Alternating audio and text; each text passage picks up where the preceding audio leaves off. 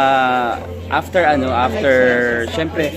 winning Best Actress, first movie, masusundan pa ba? Masusundan na? Hopefully po I mean, there have been offers also, even prior to the film being put out po, even sa mga screenings namin may mga offers din. I think ultimately sa akin, if it aligns with what I believe in, and of course, syempre, imagine yung discipline and focus pag mag-film. I am super game. I love my experience being able to act and tell other people's stories also. Why not, diba? Oo nga, so hindi ito ang last. Hindi naman. Hindi ko i-close yung door. So hopefully marami pa.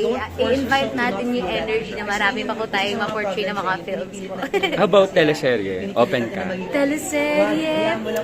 Actually, mas effort I think ang teleserye kasi longer yung yung like filming process niya, span. Minsan na-extend. Yun nga po eh. Although, mas visible ka, diba? And syempre for content ngayon, everyone's on their phones also and on sa mga streaming platforms. I mean, why not, diba? I don't want to close myself to just something na alam kong safe ako dito. If it helps me grow, then why not? Yan, pa-invite na lang sila to watch Song of the Fireflies. Yes, well, yung film po namin, Song of the Fireflies, will finally be out po sa Philippine cinemas June 25. Sana po magkita-kita po. Do it. Thank you, Mori. Congrats. Thank you.